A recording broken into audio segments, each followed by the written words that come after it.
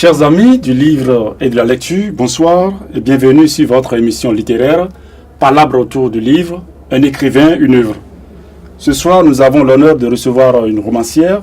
Elle se prénomme Carmen Fifame Toudonou. Carmen, bonsoir. Bonsoir à vous. Et merci infiniment de répondre présente à notre invitation. C'est un plaisir. Alors, je suis avec René Lantokbodé.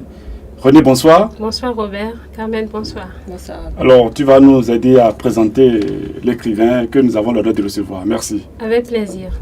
Carmen Toudonou, vous êtes titulaire d'un master en journalisme et médias.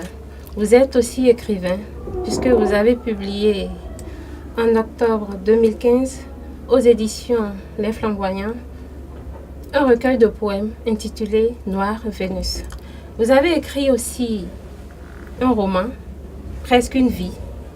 Et c'est sous cette touche que nous vous recevons cet après-midi. Alors, Presque une vie nous parle de la vie de la petite Ika. La petite Ika est la benjamine d'une famille de 6 enfants. Elle a fait de brillantes études jusqu'en classe de première où, après les cours un soir, elle s'est fait enlever, je dirais, avec la complicité de sa famille pour se retrouver au couvent. Et là-bas, elle a la surprise de voir que sa copine, Ulika, est dans la même situation qu'elle. Donc désormais, finit une trêve sur les études et commence une initiation au vaudou. C'est bien ça? Tout à fait. Alors, vous avez décrit comment s'est passée chaque étape de l'initiation, des plus heureuses aux plus douloureuses. Et ce qui m'a le plus frappé, c'est la danse des initiés, si je peux dire, des vaudous-ci, qui est quelque chose d'extraordinaire parce que vous ne pouvez pas concourir avec ces initiés à la danse. Alors là, ils dansent merveilleusement bien. Et à la fin de l'initiation, Sika, qui entre-temps doit s'appeler Nontien, voilà, et Ulika, sa copine, Oui. qui s'appelle maintenant Doutewe, voilà. Et lorsqu'on devient initié, on n'appelle normalement plus votre prénom d'avant initiation. Voilà, donc Nontien est promis à un instituteur par ses parents bien avant qu'elle sorte du couvent. Elle accepte pas bien cette nouvelle, mais n'a pas le choix que de l'accepter. Alors, en complicité avec sa copine, Doutewe, elle montera un plan, n'est-ce pas, puisque entre-temps, elle est tombée amoureuse d'un des initiés qui s'appelle Avossez-vous. Voilà. Donc, le jeune Avossez-vous, qui est aussi instruit que Nontien, et qui voudront vivre ensemble. Mais comment faire? Alors, c'est sa copine, sa compagne de tous les jours, Doutewe, qui, je dirais, est plus qu'une amie, une âme sœur, qui va l'aider à monter un scénario pour, n'est-ce pas, échapper à ce mariage forcé. Plus tard, les deux vont se marier, vont fuir, je dirais, pour aller se marier ailleurs, puisque les parents ne sont pas prêts à accepter leur union ici. Alors, ce qui m'a le plus touchée, c'est qu'entre-temps, Nontien est tombée enceinte à l'insu des parents. Elle était, sa copine et elle, les seules au courant de cette affaire.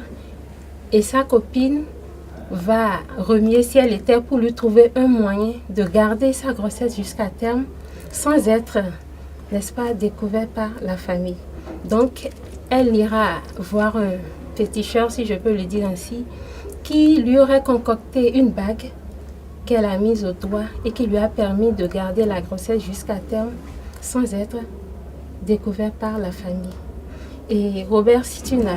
Oui, merci René. Voilà, et Carmen, et dans presque une vie, c'est des vies entières que tu as mises en scène. L'éducation des jeunes filles en milieu traditionnel, et Olika, et Sika, bon, c'est âmes-là qui vont à l'école et qu'un jour on a dû enlever pour un couvent. Alors, quel est le sort que tu as voulu donner à cette jeune fille brillante à l'école? Et comment en es-tu arrivé là, puisque l'ouvrage a été finaliste, d'accord, du grand prix littéraire du président de la République? Vous avez la parole, Kamel. Oh, comment j'en suis arrivée là? Oui. Déjà, il y a cette volonté de devenir écrivain. Oui. Et après, vous avez une histoire que vous avez envie de raconter. Oui. Mais moi, principalement, j'ai souvent souhaité parler de nos réalités, parler de ce qui se passe chez nous, ce qui nous concerne, ce que je connais le mieux d'ailleurs. Oui. Et donc, c'est dans ce sens que j'ai choisi de faire cet ancrage dans nos réalités endogènes. Exactement. Et nos réalités, oui, vous en avez réellement parlé, puisque d'abord, l'ouvrage s'ouvre sur la mort d'un homme, et se révèle sur la mort donc de l'héroïne et Notien, n'est-ce pas? Son père, voilà. Et c'est là que vous avez profité donc pour parler donc des manifestations telles que Zangbetor, en fait le prêt-à-porter de cercueil que l'on raconte aussi. Alors comment, qu'est-ce qui vous a permis donc de narrer ces belles histoires donc du monde actuel dans votre roman? Et c'est d'ailleurs tout ce qui a fait, en fait, ce qui a le charme, c'est-à-dire la sève même de l'ouvrage, c'est dans ces faits, c'est-à-dire quotidiens, vraiment qui ont marqué le page. Alors, qu'est-ce qui vous a obligé à le faire? Le thème central, c'est le vaudou, un peu comme voilà, oui. Ceux qui ont lu ont pu le constater. Oui. Et contrairement à ce que beaucoup de gens pensent, le roman n'est pas un réquisitoire. Pas du tout. C'est pas un réquisitoire contre le vaudou. Oui. C'est plutôt, on va dire, une présentation, une palette de toutes les richesses que comporte cette tradition que nous avons dans notre pays. Oui. Et de l'autre côté, j'ai voulu quand même poser quelques questions, notamment la question qui concerne l'éducation des enfants que l'on enrôle dans les couvents du vaudou. Parce que vous n'êtes pas sans savoir que lorsque une jeune fille particulièrement est enrôlée dans un couvent de vaudou, elle ne peut plus par exemple, banalement porter sa robe uniforme pour aller à l'école. Donc, il y a ce problème, cette problématique de la scolarisation de ces enfants-là qui se pose. Et j'ai voulu inviter le monde, ou, je sais pas, le public littéraire ou tous ceux qui vont lire l'ouvrage ou pas d'ailleurs. J'ai voulu les inviter à faire ce débat-là, à voir comment on peut aller un peu vers la conciliation de cette réalité qui est quand même l'âme de notre pays, avec la nécessité de la modernité entre griffes, en tout cas pour ce qui est de l'éducation des enfants. Oui, c'est vrai. Et à travers l'ouvrage, nous voyons donc des thématiques telles que l'éducation des jeunes filles, l'amitié, surtout Olika et Sika, ces deux-là, elles se sont aimées même jusqu'au couvent, sans le vouloir d'ailleurs, et le mariage forcé, l'amour, etc., etc. Alors, vous venez d'évoquer l'un des bienfaits en fait de cette initiation. Et René va nous lire rapidement et très rapidement alors pour que nous sommes dans le temps une portion donc qui parle donc de la danse du vaudou. Tu peux partir. Nous sommes à la page 107. Oui. Toutes les commodités étaient prévues sur place. Nous avions des latrines propres et 2 douches pour les filles et j'imaginais qu'il en était également ainsi pour les garçons. L'ambiance entre nous était des plus gaies. Compagnes d'infortune ou de fortune, pour certaines, nous nous comprenions et nous entraidions. Par exemple, quand il s'agit d'apprendre à danser, j'aidais un nombre de filles. Les pas qui nous étaient enseignés n'avaient rien à voir avec les pas de la danse traditionnelle.